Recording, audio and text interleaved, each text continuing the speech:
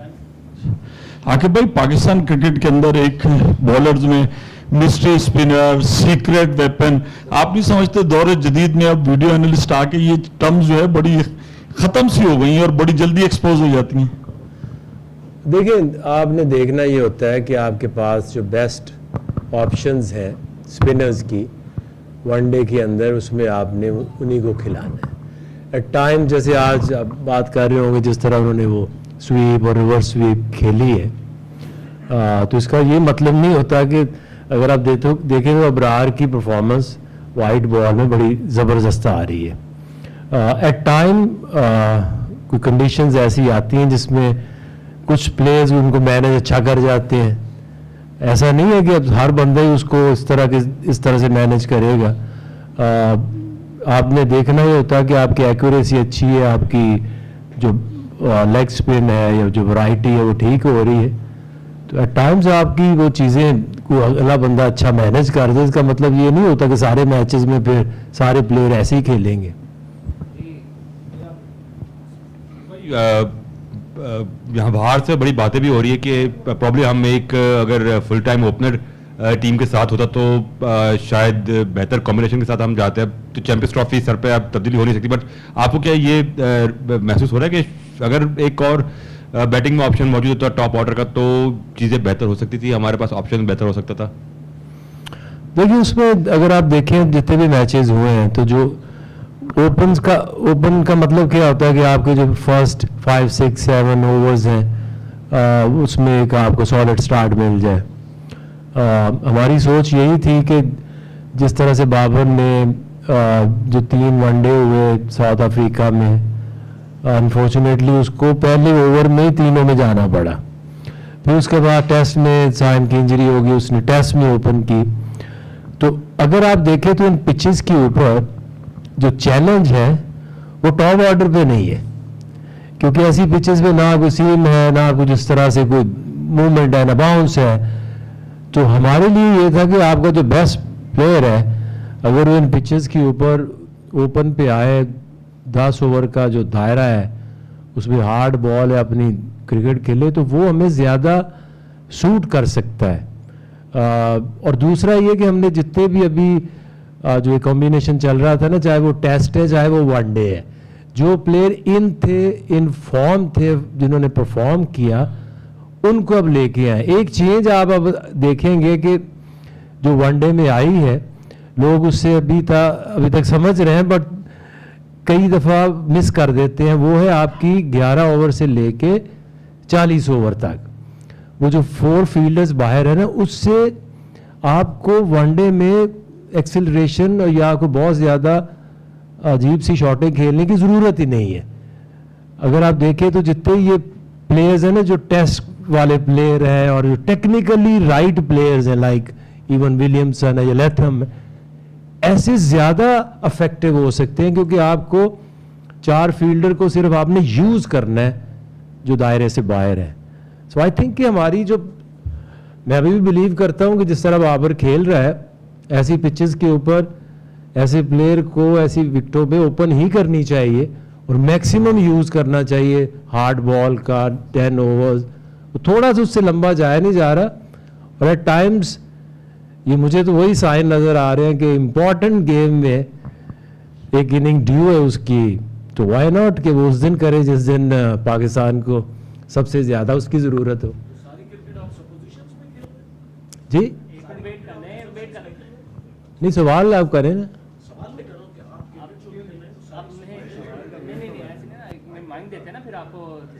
Mic दे देना उन्हें। आपने कहा ना कि वो हो जाएगा, वो बैट्समैन नहीं होगा, वहाँ पे पिच स्लो होगी, बाबर ये कर लेगा, तो इसका मतलब है कि सारी जो आप क्रिकेट मैनेज कर रहे हैं वो सपोजिशंस पे कर रहे हैं, एसम्पशन पे आप जा रहे हैं। क्योंकि जब तक आप फैक्ट एंड फिगर्स पे नहीं करेंगे, आप एसम्पशंस पे तो नहीं जा सकते हैं। दूसरी टीमें कैलकुलेटेड क्रिकेट खेल रही हैं, वो पहले से कैलकुलेशन पे जाती हैं। वो आपको कैसे आप ये कहेंगे कि वो कैलकुलेशन पे जाते हैं और हम नहीं जाते? आपने कहा ना कि बाबर जो है वो चूंकि पहले ओवर में ही चला गया वहाँ पे 3 मैचों में, फिर टेस्ट में साइम नहीं था, उसने ओपनिंग की, तो वो यहाँ पे कर लेगा। लेकिन सवाल तो ये किया ना, नहीं कर नहीं लेगा।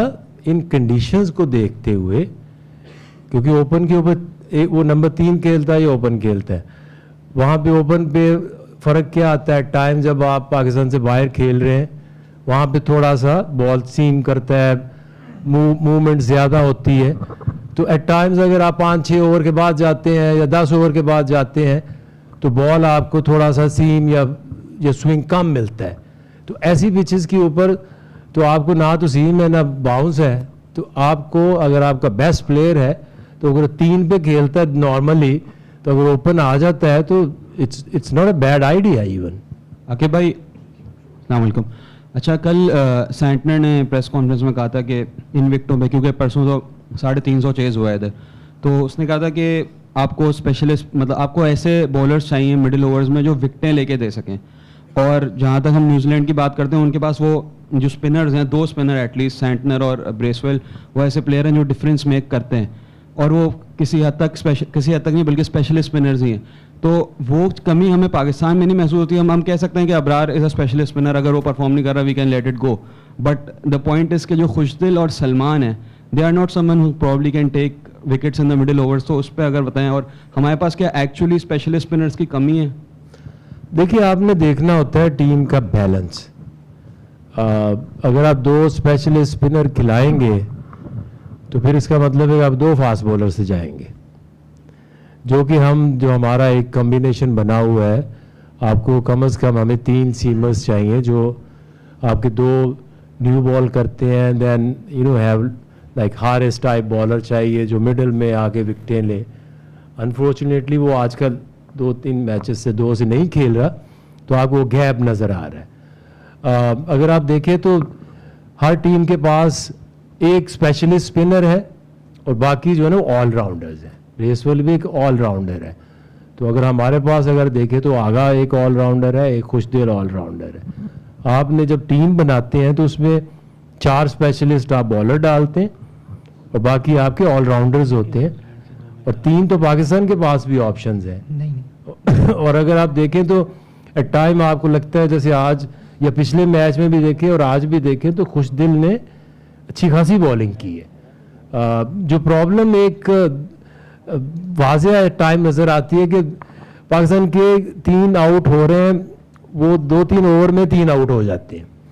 तो जब वो प्रेशर आता है तो उस वक्त उस स्पिनर्स आते हैं तो उनके लिए आसान होता है बॉलिंग करना। वेयर एज अगर आप एक टीम ऐसी है कि जिसमें 1 आउट हुआ है, फिर 40 की पार्टनरशिप है, फिर 50 की पार्टनरशिप है, तो उसमें जो स्पिनर्स आएंगे उनको वो प्लेइंग कंडीशंस नहीं मिलेंगे जो एट टाइम अंडर प्रेशर आपको मौका मिलता है बॉलिंग करने का। आकिब अस्सलाम वालेकुम। वालेकुम सलाम। 2 मैच न्यूजीलैंड से हारना परेशान कुन है, वेकअप कॉल है या संभाल लेंगे? देखिए, इसमें यह है कि उस दिन अगर लाहौर में देखें तो उस पिच के ऊपर वो थोड़ा सी एंड में रन ज़्यादा बन गए थे। लाहौर की पिच के ऊपर अराउंड 300 अंडर 300 लाइक 290 रन्स जो है वो ऐसे हैं कि आप चेज़ कर सकते हैं, थोड़े से ज़्यादा बन गए। जो ये मैच हुआ है इसमें हमें सुबह से एक चीज़ तो पिच को देख के थी कि ये वो 350 वाली पिच नहीं है, इसके ऊपर 270-80 रन जो थे वो, और यही एक वजह थी कि हम पहले बैटिंग भी इसीलिए की कि इसके ऊपर शुरू में अगर बैटिंग करते हैं और अगर आपका 270 प्लस रन्स होते हैं तो ये मुश्किल होंगे चेज़ करना। तो वही एंड में भी लगा भी यही कि वो जब आपको पता होता है एज टीम कि आप 240 ऑड रन्स चेज़ कर रहे हैं, तो वो आपके जो बैट्समैन है वो डिफरेंट तरीके से रिएक्ट करते हैं। अगर थोड़ा सा बीच में क्वाइट भी हो तो फ़र्क नहीं पड़ता, तो जब आपने थोड़ा सा टोटल ऐसा 280 की तरफ जाते हैं तो शुरू में फिर रिस्क लेते हैं, उससे अब विकेटें भी गिरती हैं। सो आई थिंक कि देखिए इसमें तो बात यह है कि आपकी जो गिवन डे मेन आपके जो स्ट्राइकर्स हैं वो अगर लंबी इनिंग्स को खेलनी पड़ेंगी आपको। अगर आप देखें तो एक चीज़ की है कि ये ऐसी पिचेस हैं कि इसके ऊपर टॉप 3 में हर एक टीम का जो कम से कम 1 या 2 बैट्समैन वो लंबा गए हैं जिससे रन्स बने हैं। ये एक थोड़ा सा अभी मिसिंग है पार्ट। जिस दिन वो आई कैन फील के बाबर के रन लंबी इनिंग आने वाली है। फ़खर ने 2 मैचेस में अच्छा किया। सो आई थिंक उस तरह की प्रॉब्लम आ नहीं रही। बीच में सिचुएशन बनी है दोनों मैचेस में कि जो बैक टू बैक विकेट्स गिरी है। आकिब, ये जो 3 मैचेस हुए इस ट्रायंगुलर टूर्नामेंट के, इनकी परफॉर्मेंस के बाद अब आप अपनी उस बात पे कायम है कि यही पाकिस्तान के बेस्ट 15 थे, और अगर ये बेस्ट 15 थे तो अब चैंपियंस ट्रॉफी में आप कौम को क्या मैसेज देंगे कि ये टीम कहाँ जाके फिनिश कर सकती है? ये बहुत अच्छा करेगी, क्योंकि अगर आप देखते हैं तो 1-2 चीज़ें जो नहीं हो रही बेहतर हो सकती थी, क्योंकि आप नॉर्मल बैटिंग करें, अगर आपके नंबर 8 तक 50 ओवर आप खेलते हैं तो इन पिचेस के ऊपर आपका 350 रन्स बनेंगे। और अगर हारिस की फिटनेस वापस आता है, हारिस इस टीम के अंदर हो, जिस तरह आपके 3 फास्ट बॉलर हैं, नसीम ने बहुत ज़बरदस्त आज बॉलिंग की है, तो राइट टाइम के ऊपर अगर आपके जो बॉलर्स हैं फॉर्म में आए, शहीन है, नसीम है, हारिस है, और देन आपके स्पिनर्स हैं, तो ये इस टीम बॉलिंग लाइनअप के अंदर वो सब कुछ है जो किसी भी टीम को हराने के काबिल हो। और एट टाइम्स हमें लगता है कि 1 मैच 2 मैच हारे तो पता नहीं इस टीम में कुछ बचा नहीं है। सो आई थिंक इस टीम के अंदर सारा कुछ है जो कि ये आपको टॉप के ऊपर फिनिश करती नज़र आएगी। और ये बिलीवेबिलिटी होती है, आप अजम्पशंस नहीं करते, आप देखते ही हैं कि आपके पास जो बॉलिंग की क्वालिटी है, मैं नहीं समझता किसी भी टीम के पास इस तरह के 3 फास्ट बॉलर्स हैं जो कि इन कंडीशंस के अंदर रिवर्स स्विंग और डेथ बॉलिंग से किसी भी टीम को अंडर प्रेशर कर सकते हैं। आकिब भाई, चैंपियंस ट्रॉफी की जो बकिया 7 टीमें हैं वो काफ़ी पहले अनाउंस हो चुकी थी। हम होम टीम होने के बावजूद एंड तक सरप्राइजेस का इंतज़ार कर रहे थे, और 3 सरप्राइज़ हमें मिले, जिसमें खुशदिल शाह थे, फ़हीम अशरफ थे और सऊद शकील थे। क्या थॉट प्रोसेस था? इतने लंबे अरसे उन्होंने ओडीआई क्रिकेट नहीं खेली और अचानक इतने बड़े इवेंट से पहले उन 3 खिलाड़ियों को वापस लाना, और अब हम देख रहे हैं कि वो ग्राउंड में स्ट्रगल करते हुए नज़र आ रहे हैं। देखिए, जब आप होम ग्राउंड पे खेलते हैं, टूर्नामेंट पाकिस्तान में हो रहा है ना, तो फिर आपको जल्दी की ज़रूरत नहीं होती। उसकी वजह ये है कि आपने जब कहीं जाना है, ऑस्ट्रेलिया जाना है या कहीं जाना है, तो डेफिनेटली ना भी चाहते हुए वो टीम जो अनाउंस करनी पड़ती है, वीज़ाज हैं, ट्रैवलिंग प्लान्स होते हैं। तो जब आपने पता है पाकिस्तान में हो रही है तो फिर आपको जल्दी की ज़रूरत नहीं है।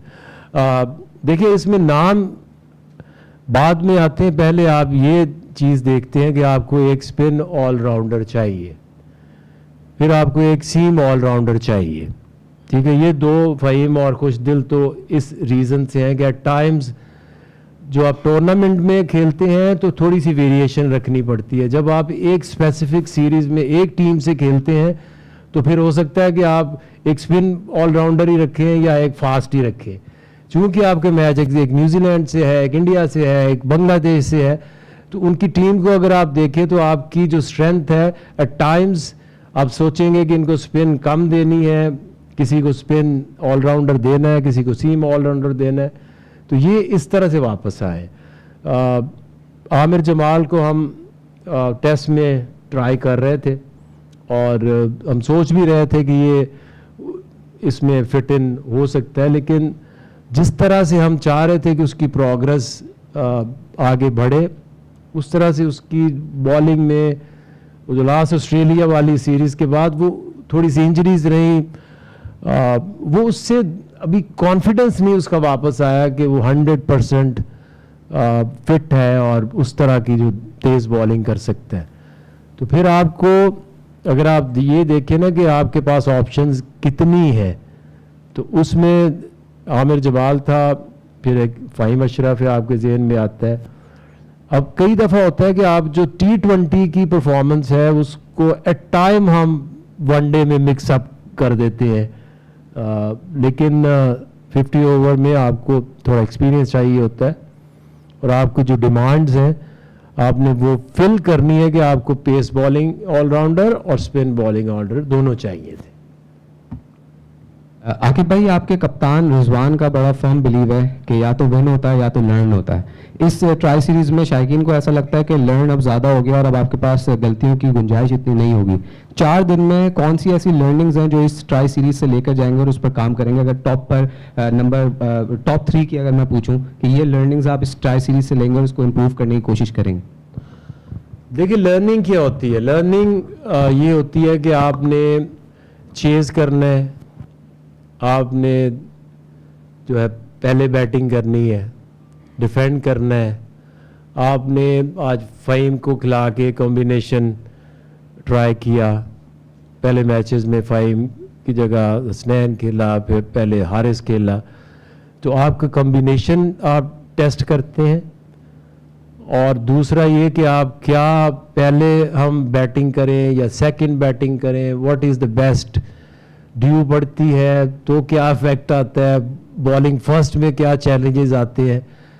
तो आई नो कि आपको भी काफ़ी कुछ चीज़ें समझ आई होंगी और हमें भी कुछ चीज़ें समझ आई हैं कि अब अगर न्यूजीलैंड से हमारा मैच है तो अगर टॉस हम जीतेंगे तो हमें क्या डिसीजन लेना चाहिए और कौन सी टीम जो फाइनल 11 है उनके खिलाफ खिलानी चाहिए। लर्निंग ये होती है और ये लाहौर से लेके अब तक इन्हीं चीज़ों के ऊपर हम ट्राई कर रहे थे कि हम कॉम्बिनेशन, बैटिंग फर्स्ट या चेजिंग क्या सूट कर सकती है। आकिब जावेद साहब, टीम भी बन गई है, तनकीद भी हो गई है और टूर्नामेंट भी ख़त्म हो गया है। जानना आपसे ये चाहूँगा कि आप आए क्रिकेट बोर्ड में तो हम होम ग्राउंड पर भी हार रहे थे, 3.5 साल में हमने जीतना शुरू कर दिया, ऑस्ट्रेलिया को हराया, जनूबी अफ्रीका को हराया, जिम्बाब्वे को हराया। लेकिन अब मैं आपसे ये जानना चाहता हूँ कि गद्दाफी स्टेडियम भी रिकॉर्ड दिनों में बन गया, नेशनल स्टेडियम भी रिकॉर्ड दिनों में बन गया, अब आपके पास घंटे रह गए हैं चैंपियंस ट्रॉफी में टीम को खड़ा करने के लिए। तो वो टॉनिक या वो गोली कौन सी होगी जो आपके ख्याल में लड़के पी नहीं रहे या आप समझा नहीं पा रहे? देखिए, उसमें ये जो टूर्नामेंट आने वाला है, ये अभी 3 मैच हुए हैं, ठीक है, उसमें एक बहुत आउटस्टैंडिंग मैच जीते और 2 मैचेस जो है वो टीम हार गई। इसमें देखना ये होता है कि आप कौन सी एक चीज़ है जिसके ऊपर आपको फोकस करना चाहिए कि ये चीज़ अगर बेहतर हो जाए, इस फेज़ में अच्छा खेले या ये फिनिश अच्छा कर ले, तो वो आप देखते ही हैं कि आपकी बैटिंग में कौन सी चीज़ें और बेहतर होनी चाहिए और बॉलिंग के अंदर क्या ऑप्शन आप बेहतर तरीके से कर सकते हैं। तो ये तो जिस तरह के मैचेस हो रहे हैं, इसमें एक बैट्समैन जब सेट हो जाता है तो आपको पता है पिछले मैच में 3 आउट हुए, 2 सेट हुए और मैच को लेके निकल गए। तो इसमें ये इस तरह की पिचेस हैं कि इसके ऊपर आपको टाइम पता भी नहीं चलता कि 8 नंबर क्या बैटिंग करेगा, 7 नंबर क्या बैटिंग करेगा। तो अगर फ़खर और बाबर की अच्छी पार्टनरशिप लग जाए ऊपर से तो सारी चीज़ें डिफरेंट होंगी। आखिर भाई, लर्निंग का प्रोसेस तो आप लोगों ने टेस्ट सीरीज से ही शुरू कर दिया था और जिस तरीके से टेस्ट सीरीज़ में विकेटें बनाई गई और स्पिनर्स ने 40-40 ओवर कराए, फास्ट बॉलर को वहाँ कोई मदद नहीं मिल रही थी और ऐसा लगा जैसे हमारी टीम में फास्ट बॉलर का कोई रूल ही नहीं रहा। अगर वहाँ पे लर्निंग प्रोसेस फास्ट बॉलर को आपके प्लान में होता तो आज ये 3 मैचों में हम सिर्फ ये नहीं कहते कि बैटिंग ही हमारी चल रही थी, बैटिंग ही आगे पीछे करके कुछ सहारा दे रही है, बॉलर टोटल नाकाम हुए हैं। तो ऐसा नहीं लगता कि हमें वो टेस्ट सीरीज़ में भी ख्याल करना चाहिए था कि ये फास्ट बॉलर हैं, इनकी भी लाइफ है, इनको भी यहाँ परफॉर्म करना चाहिए था इन विकेटों पर, या उस हिसाब से विकेटें बनाई जाती? देखिए, टेस्ट सीरीज़ इसलिए होती है कि आप ऐसी पिचेस बनाए जिसके ऊपर आप टेस्ट सीरीज़ जीत सकें। अब आप ये तो नहीं कर सकते कि टेस्ट भी खेलें और उसके साथ साथ उसी में वनडे की भी तैयारी करें। आपके अगर आप एक पॉजिटिव चीज़ देखें तो कुछ आपने सेक्रीफाइस किए, कुछ ऐसे टफ डिसीजंस भी लिए जो साउथ अफ्रीका में अपने बॉलर्स को वापस भेजा, टेस्ट सीरीज़ में इसलिए नहीं खिलाया कि ये जब टूर्नामेंट आए तो ये फ्रेश हो और उसके साथ अब अपनी हारिस ने आके फर्स्ट क्लास क्रिकेट भी 2 मैच खेले, शाहीन ने जाके बांग्लादेश में क्रिकेट खेली और बाकी अगर टीमें देखें तो बहुत सारे जो उनके मेन फास्ट बॉलर्स हैं वो इंजरीज़ का शिकार है। तो मैं तो इस हिसाब से अपनी जो हमारी प्लानिंग और कैलकुलेशंस है बहुत खुश हूँ कि जो हमारे जितने भी फास्ट बॉलर हैं they are ready to go, they are fit, they are fresh. Thank you. Haris, I'll be good.